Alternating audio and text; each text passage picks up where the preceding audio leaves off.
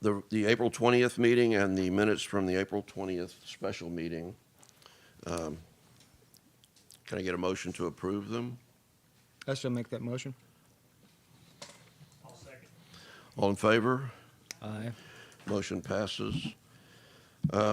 Minutes to the variance hearing on April the 20th.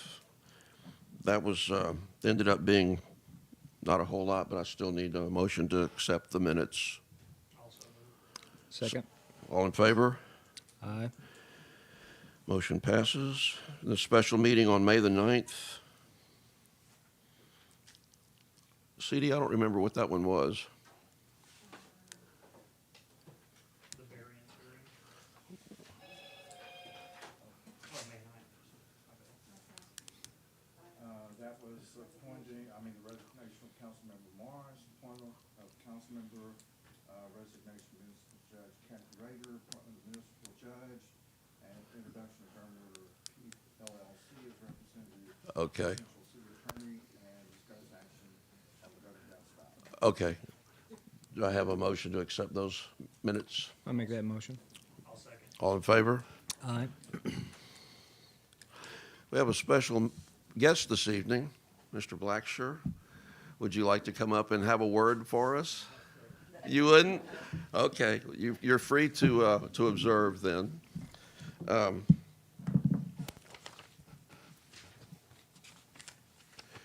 We had our pre-bid meeting the other day, and then today we did the open of the sealed bids. We had 3 people that showed up for the bid for the pre-bid for the $7.9 million multi-project grant, and we only had 1 bid that was presented today. That caused us 2 issues. One is that it came in $2 million above what our budget is, and the other is it was only 1 bid, so we're going to have to. LJA is going back to rework the project scope, and we'll have to go back out on open bids again. The fellow from GLO, Patrick Burke, said that he would argue the case for us that we're a rural community, that we were lucky to get 1 bid, but GLO, he said, he's never won that argument, and the next time we'll go out, we'll have to we'll have to cast our net out further to other cities so that we can at least show good intentions of trying to get more than one bid to come in. So we're back to that. We're waiting on LJA to rework their scope of work.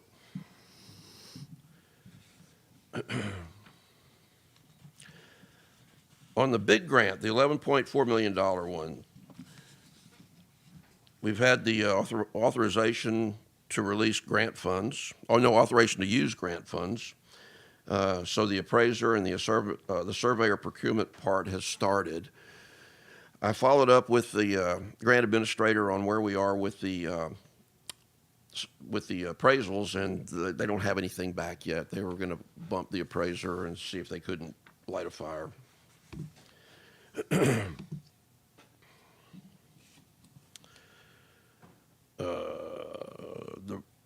$1.9 million grant, that's another 4 projects. So we've received the release for information questions to GLO, and we're still waiting on them. On the comprehensive plan, the $300,000 one, we've submitted the application, and it's still going through the process. The $300,000 road grant on 22nd Street Road improvements, the contract has been executed, and we're waiting for the authorization to release funds. And then 28th Street, the application's been submitted.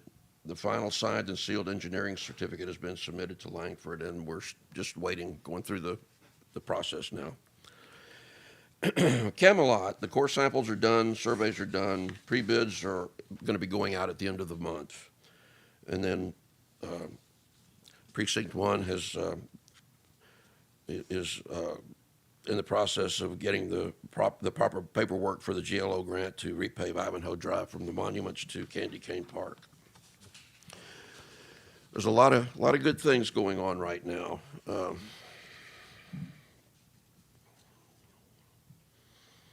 That brings me to, everyone knows about Officer Coleman, our crossman, running into a deer with one of our Tahoes.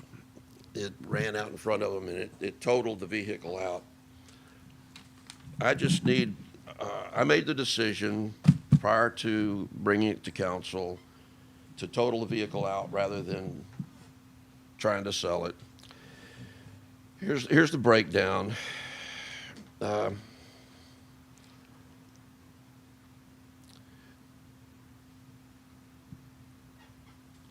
Insurance payout would be $4,420.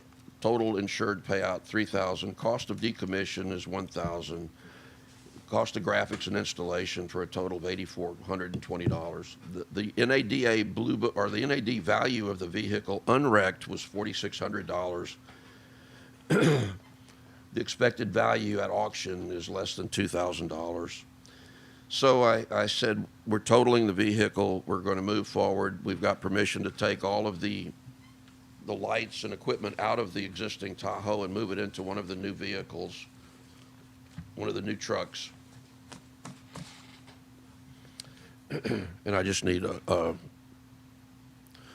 after-the-fact approval by council. Yes, it had almost 200,000 miles on it. Do I have a motion? Also moved, or second. All in favor? Aye. Motion passes. Thank you. I won't do that again.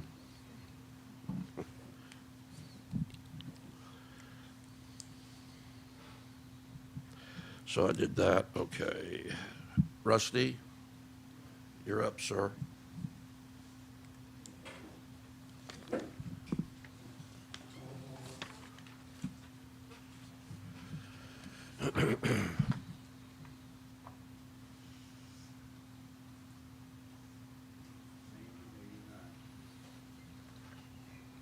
You have a green light? Got one.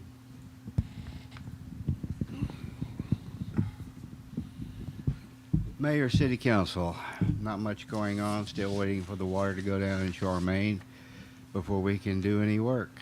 Valve's been open for 5 weeks or so. Maybe we'll quit getting rain. We got 2 inches in my gauge on Sunday, I got 2.5. and it's taken this long to just get it where it is. We're still getting a lot of runoff from up Galahad Way and off of Tristan. And Tristan's grate needs to get cleaned. As I drove by, I saw a bunch of grass and one short log, so we'll get that over. Talked to Jimbo Williams yesterday morning, and they should be here within the next 2 weeks, depending on the weather. Ray, I don't know Ray's last name, but Ray's the fellow who's always comes with his crew. Is sometimes Jim's grandson, whatever. So maybe the water will go down. Maybe we won't get rain on Sunday. Maybe, but everything's depending on getting the lake down so we can get it off the spillway so we can recock it. That's the game we've been playing for a while. Nothing else going on that I know of. If you have questions, we'll... No, sir. Thank you. Okay, that's it. Leave it on. So we're going in a couple of different directions here. Kathy Rader is out this evening, and we swore in a new judge yesterday. We're in the process of getting his schedule and ours in sync with one another. He would have been here this evening, and sends his regrets. His wife fell down and broke her shoulder, and he had to take her to an orthopedic doctor in Nacogdoches today. But we're going to get in sync shortly. Officer Drumm, Chief Drumm.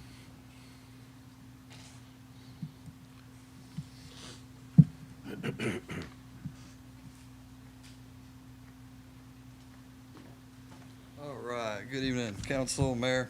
For the month of April, we had 67 calls. It was a busy month. We had 2 arrests, 1 DWI arrest.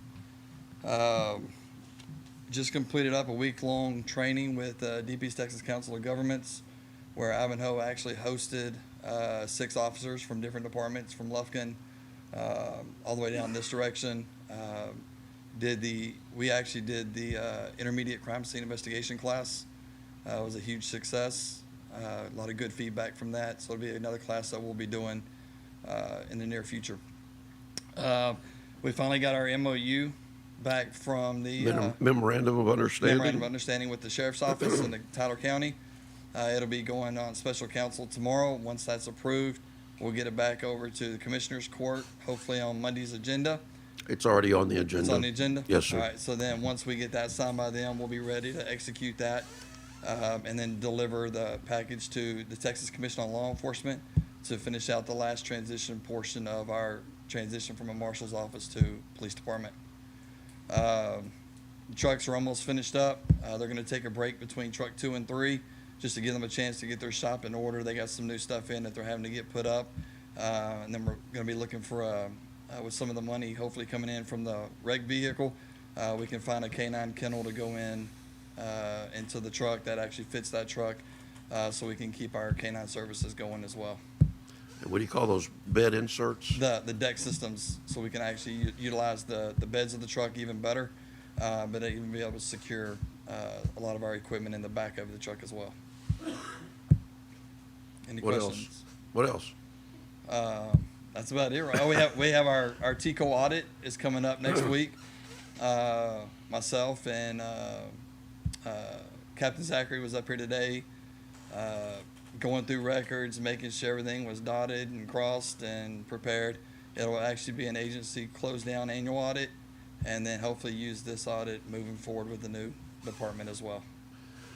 So we're a couple of weeks away from getting A the, couple weeks away. yeah, we'll be Yep. able to decommission the marshal's office and establish our police department Yep. officially. So, all right. Thank you, sir.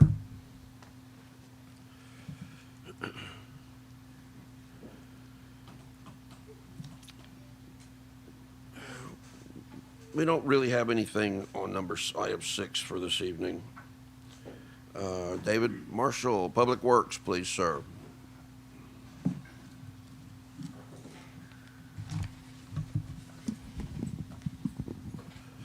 Good evening, Howdy. Council, Mr. Mayor, Mr. New Councilman. Looking forward to working with you, Mr. McWhorter, Councilman McWhorter. You bet. I passed out some packages. I'm still getting used to this computer that I have and the printer that was so gracefully given to us. So you'll be noticing some different looks. I don't want to overload you with information, but we had a pretty good bit of good information. For the month of April, we completed 13 work orders, graded 2.2 miles of roadway, cleaned, cleared, and shaped or dug 2.5 miles of ditch, completed 4 culvert evaluations, installed 1 15-inch culvert. We mowed, we weed-eated, picked up trash at the front entrance and at City Hall, including, by request, cleaning the gutters. We used 16.2 tons of limestone base for road repair, 10.8 tons of hot mix coal lay, and 16 tons of the SPM mix. We also found time to acquire 84 tons of the raw material for our SPM production. Projected yield out of that 84 tons will be 250 tons of usable material. Don't forget that Joe Blacksher is in here listening. Yeah, I know. I wasn't sure about this. Just kidding, Joe. Projected savings for that 252 tons, using that in lieu of the limestone, we will save about $10,940 some odd dollars for the month of April. That brings our total from August of '22, our total savings using that mix to $62,000. So that's a cost avoidance. Cost avoidance. Savings, cost avoidance, you're right. Okay, you gave your typical little maps that I give you every month. We threw in some graphs on there. They're self-explanatory by month, by year, where we're at, where we've been, where we're going. I'll let y'all look at those when you have the chance. Couple of things. We have been working, of course, always to try and save money. Our road base is now $50.49 a ton. When I first started doing this, it was $31. So it has gone up quite a bit and continues to go up. For that reason, we have been working and looking. I believe that we have a viable product that will reduce that cost to $28 a ton. We're trying it now on some spots. It seems to be working well. So we ought to be able to, we get 100 tons of limestone, should be the same thing as 200 tons. We can double it. Also looked at one of our local sign shops here in town to do some of the signs possibly. CD, I don't know if you've checked into that before or not. It was just kind of by accident that we did. But comparable to what we've been getting from Econo signs, they're anywhere from $10 to $30 less. So it might be something we can look into. Two different types of reflective materials, so the contractor's grade and then the finished grade. And last but not least, I would like to give a big shout out to Miss Lamerle Seymour. We would like to thank her, the road crew would like to thank her for some of the most wonderful banana nut bread that they have ever eaten. So Lamerle, if you're listening, we appreciate you. Other than that, unless y'all have some questions. Well, for the benefit of council, we've been trying to locate a asphalt reclaimer to rent, to just go and chew up Friar Tuck into little marble piece sizes.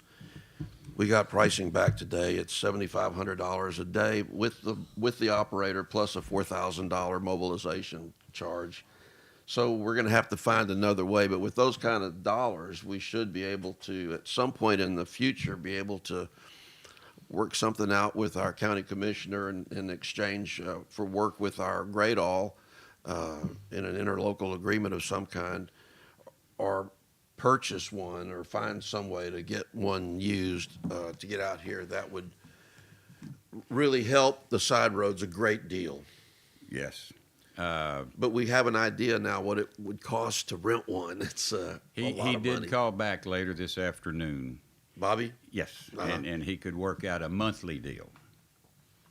did he have? Did he throw? It was, Sir? It's about $25,000 a month if you he's right on target, yeah. Okay. Yeah. Well, does that include? one other one that's a little bit cheaper, but it's right around $20,000. Well, if we could work it for a full month, you know, and hit some of these really bad roads and be able to get something accomplished, I don't know if we'd have to look at the total cost compared to, ma'am? I said that would depend on how quickly it worked on. Yeah, exactly. Yeah. And how far we get behind by putting everybody just on that too. Yeah. 'Cause that would be an all hands on deck type. Yes, thing. sir. You pay rain or shine, though, that's the bad thing. Oh, okay. We rented one a couple years back, and it rained like a week. Oh, and so you lost all those hours. Okay. Okay. Well, we'll try Plan C. Okay. Well, speaking of Plan C, it might be worth looking in. I don't know. Whoever winds up getting some of the bids, like on the 22nd Street project, there's going to be some reclamation work that'll have to be done with that. Maybe we could dovetail into that. Maybe they would cut us a discount on their day rate for the equipment and do some While it's additional here. work while it's here. Avoid the mobilization charge and maybe have them make a little extra money and save us some. We didn't talk about that, doing it specifically like that. We did talk about trying to limit the mobilization charges. The mobilization charges are like 5% of the price of the project. And every time they move the equipment, they want to charge that mobilization charge. And my objection was, if you're going from this, I can understand from Beaumont to here, but if you're here and you need to go 2 blocks over, I don't want to pay that 5% again. No. And I got some pushback. That may be why Mason didn't quote it, because I was, Their loss. yeah, well, yeah. So anyway, that's good input, and that's something that we should further investigate. Thank you. Sure. Anybody else? No, sir. Okay. Thank you. Thank y'all. Carolyn? You have something about trees? Does everybody have the The actual ordinance. Yes, ma'am. It's probably an email, but tree removal ordinance? We've simplified it, and it's the difference between what you need for a permit, what you don't. Things that you won't need a permit for will be dead trees that are already on the property, trees that are considered the underbrush, anything less than 6 inches, and then anything over that, they would require the permit for. Do you know if there is a height requirement adjustment in there, or just, I don't believe that was discussed at that time. Would that be something you want to see on it? well, I mean, I'm just wondering if it was included. You know, I want to be thorough in what we're putting out there as to what has changed. No.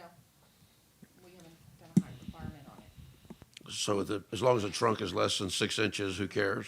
you're right. Yes, sir. Okay. So dead, No permit.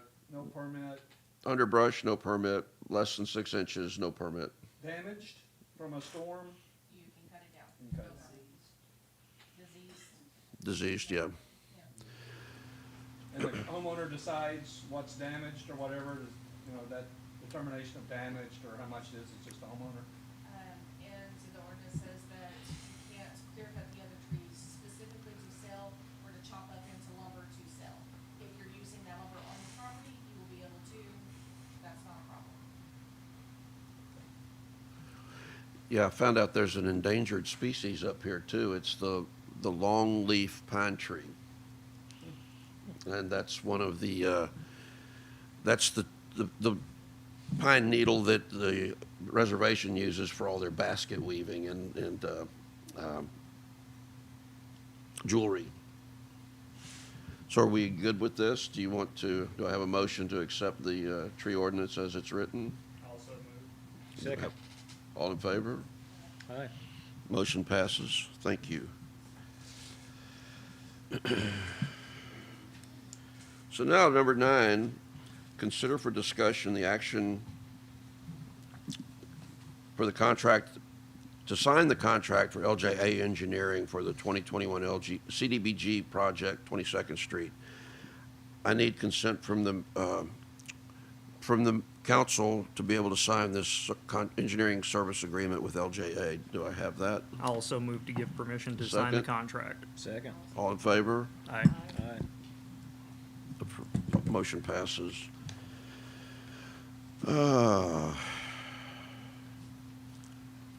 Consider for discussion the resolution 2023-8R. It's regarding legal representation with the Germer Law Firm. We don't have that prepared to be able to sign it this evening, but we already have the signed engagement letter between the two, the city and Germer Law Firm, and we're good to go. And we're happy to have you.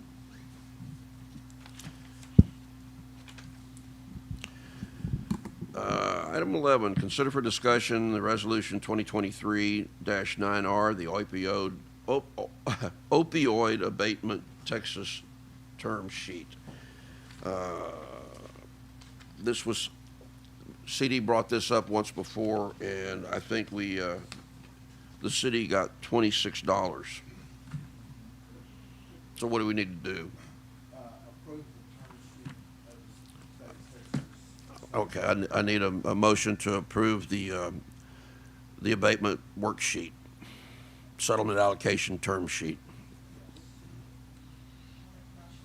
Second. All in favor? Passes.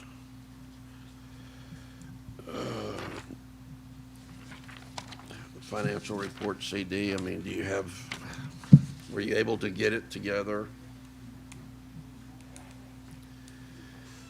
Poor CD today got the financials, they came in late last night, and he's been swamped all day today with other things and trying to get this ready for this evening.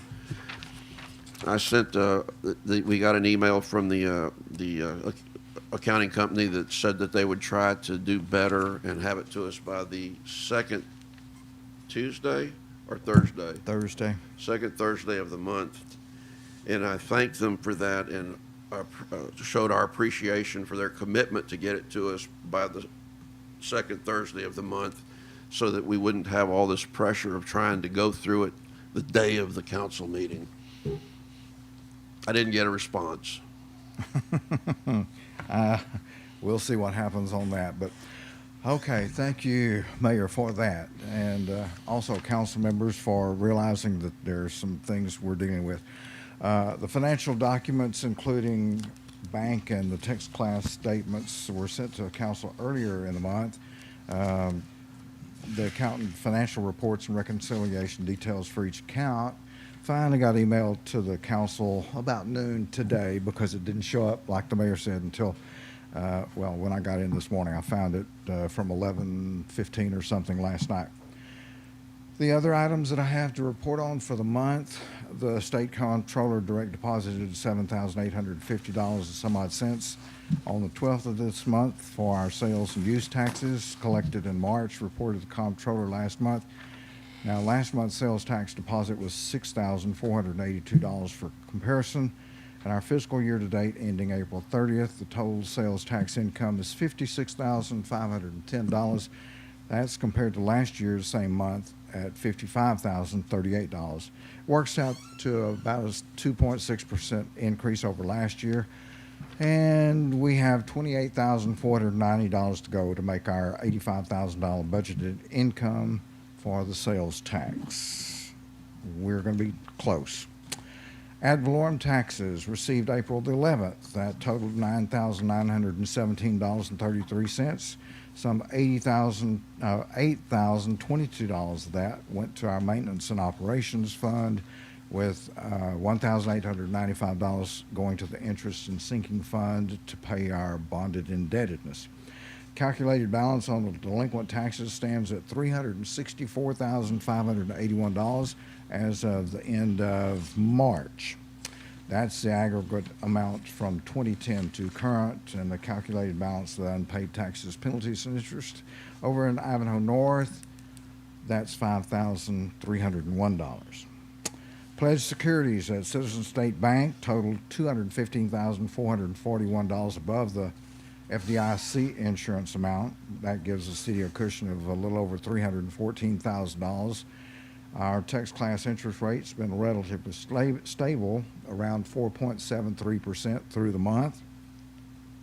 Now, as everybody seems to be aware, the financial markets are in limbo, waiting to see what happens with the federal government regarding paying its bills that's already been committed. And by the way, that includes all of our grant funds that have been committed but not yet spent. So that's something that we're definitely watching closely. The TML Intergovernmental Risk Pool sent notice that our 2023-24 coverage declarations will be forthcoming in the next couple of months. Note that most members will be seeing increases for the various coverages. The pool anticipates an overall increase of 4.8% across all lines of coverage. That's a bit less than the current rate of inflation, but it will mean that we're going to be looking at about $5,000 increase for next year. Now, it's a pool-wide number. Our cost increase will be based on our claims experience, exposure. That's the coverages we carry with the pool, that workers' comp, liability, cyber, property, and vehicles, as well as rate. That's administrative and overhead. The next few days, I'll be emailing the council the deadline calendar. That's our drop-dead deadline dates for both when the anticipated adopted tax rate does not exceed the voter approval tax rate and when the anticipated tax rate will exceed the voter approval tax rate. The chief appraiser must deliver the certified appraisal roll or get a certified estimate of taxable value to the tax assessor by Tuesday, July the 25th. That starts the computations that the mayor will be needing to develop the proposed fiscal year 2024 budget and the tax rate needed to fund that budget.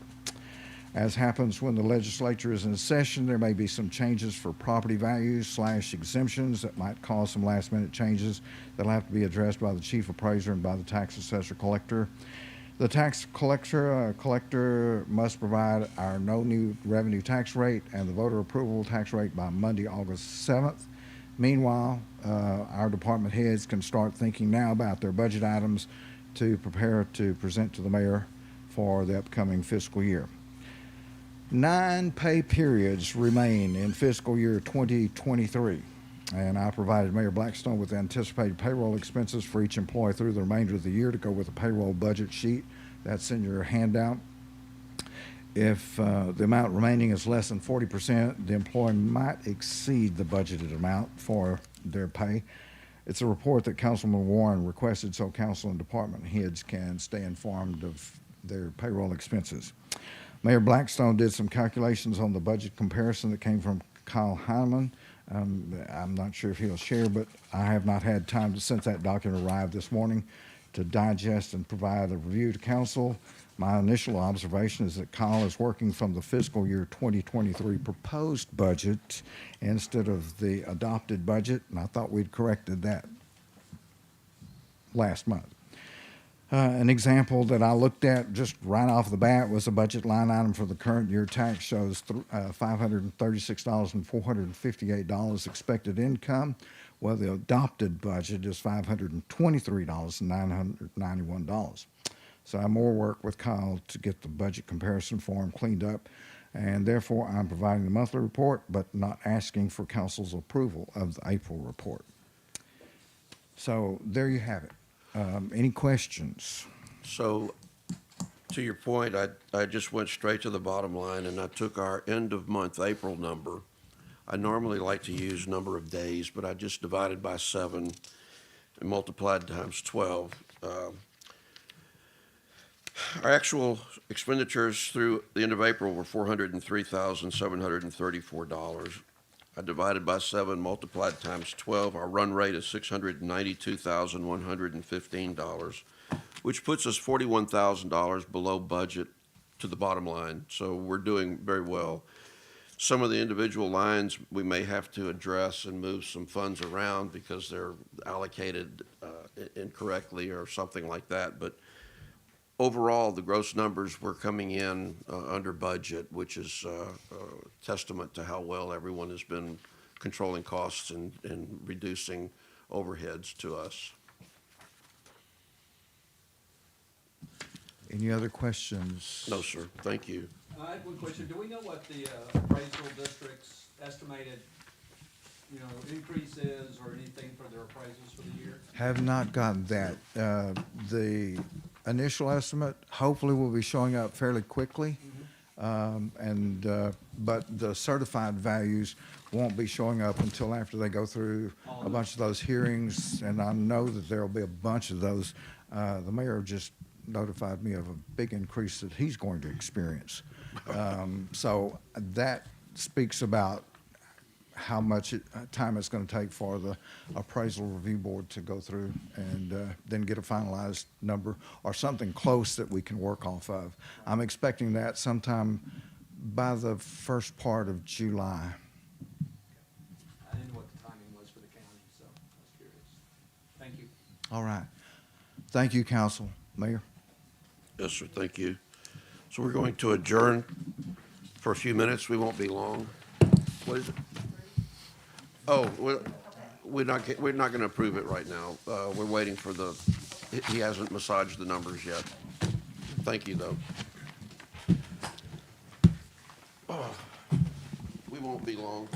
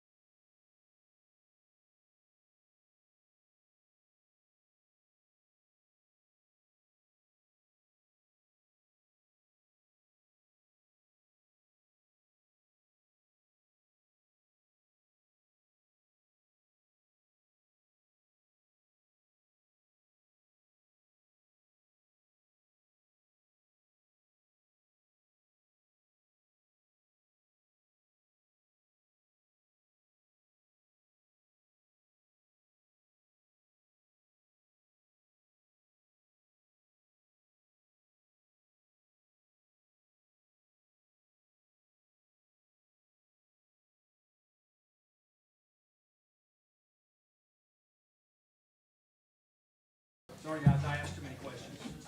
They look preoccupied anyway, so.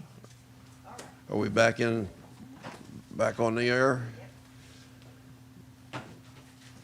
We have we have two people that would like to speak. Carl, you're up first. No, I'll decline. Thank you. Virginia Moore. Yes. Yes, ma'am. Can you step up to the podium, please?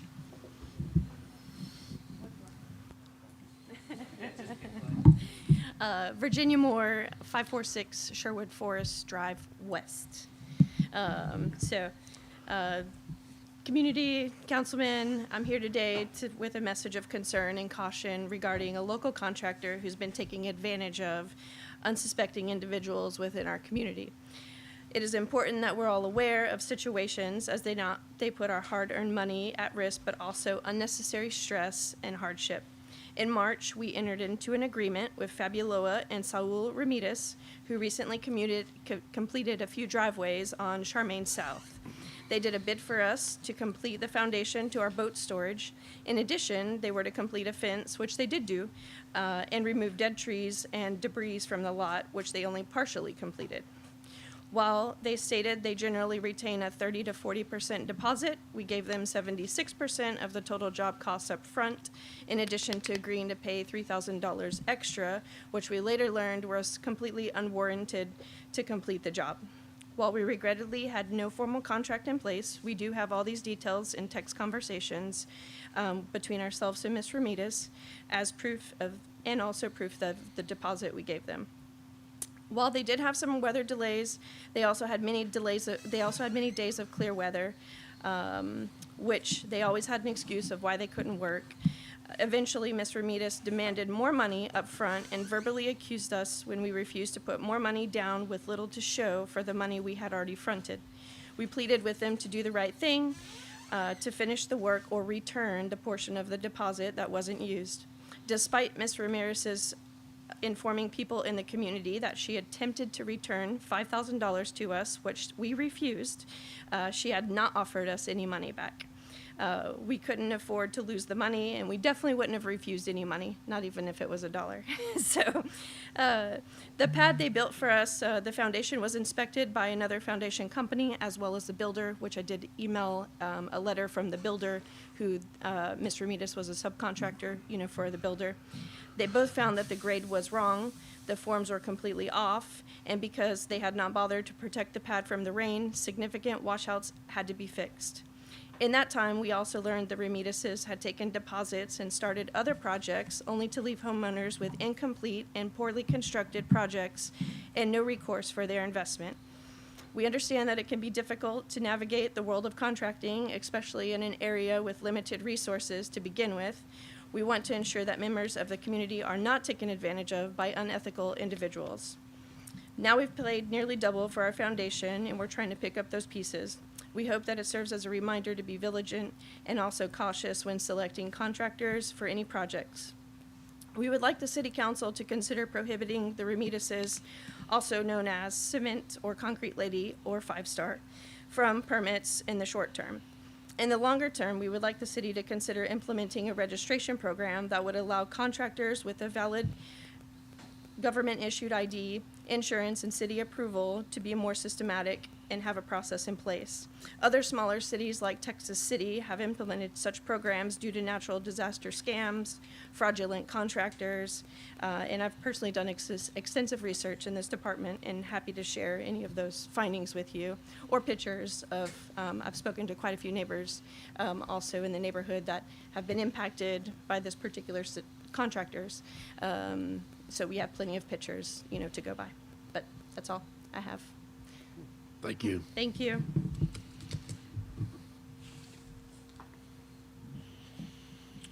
Council comments? What? Council comments? Council comments, yes, I thought you were talking about comments to that. I was like, oh, wait.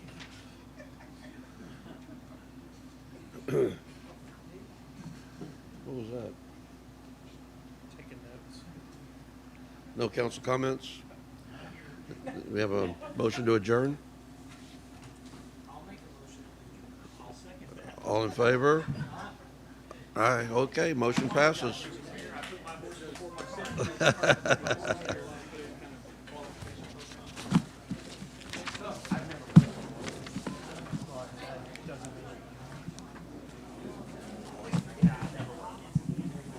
Sean is very